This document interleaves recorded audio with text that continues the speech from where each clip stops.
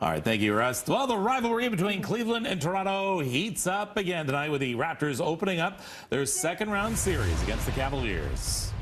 Well, Toronto pushed LeBron and company to 6 games last year. After ousting the Raps, Cleveland went on to win the NBA title over Golden State. But this year's a bit different. With the addition of Tucker and Ibaka, the team feels they have all the parts they need to take on the Cavs.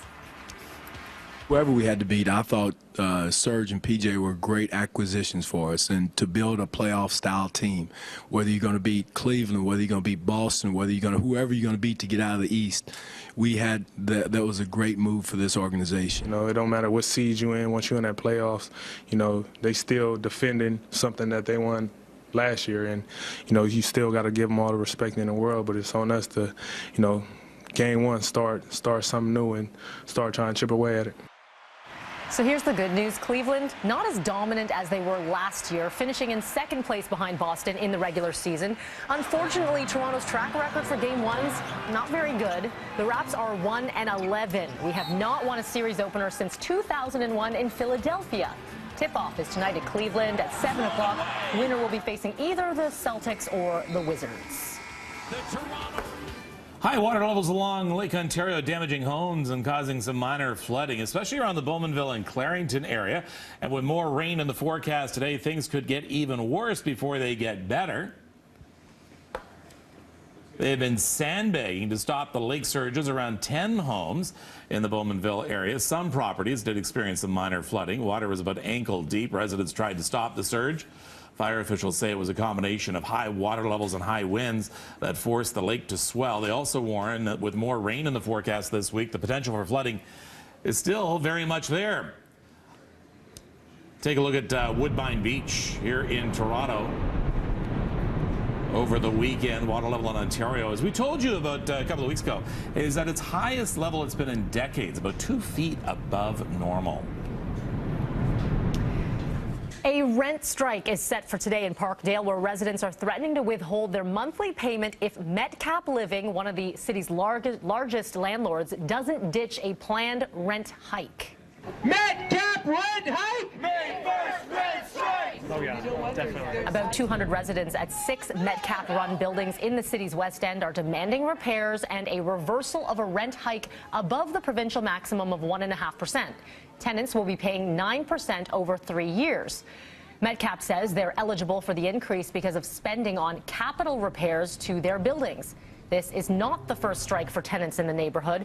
Back in February, residents at 87 Jameson were served with eviction notices for withholding rent in response to a rent increase application. Those rents were eventually paid, and that case is still being considered by the landlord and tenant boards.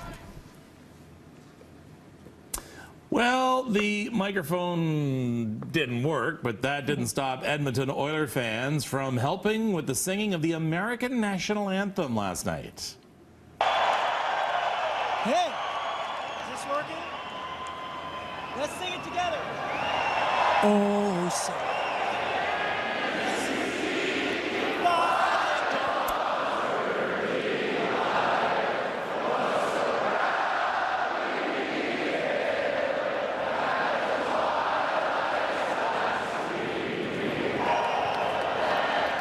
Yep, thousands of Canadians helping country music star Brett Kissel sing the American National Anthem last night before the puck drop between the Oilers and the Ducks.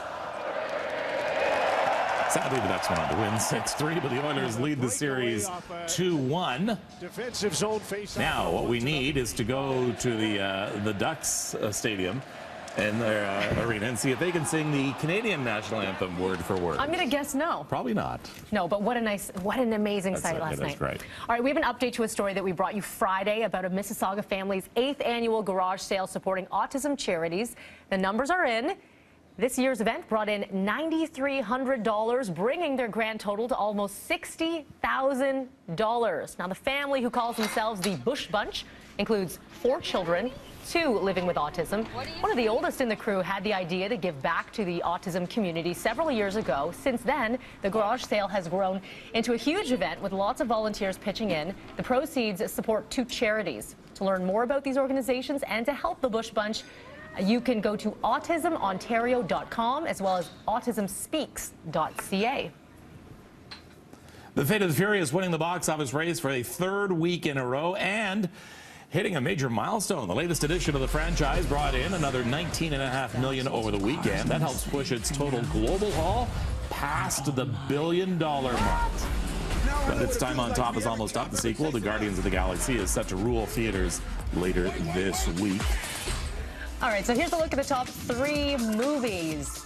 Coming in second is How to Be a Latin Lover. The comedy made a $12 million debut. Third spot, with the biggest opening weekend ever for an Indian film in North America, is Bahubali 2, The Conclusion. It made just over $10 million. We'll be back with more Breakfast Television.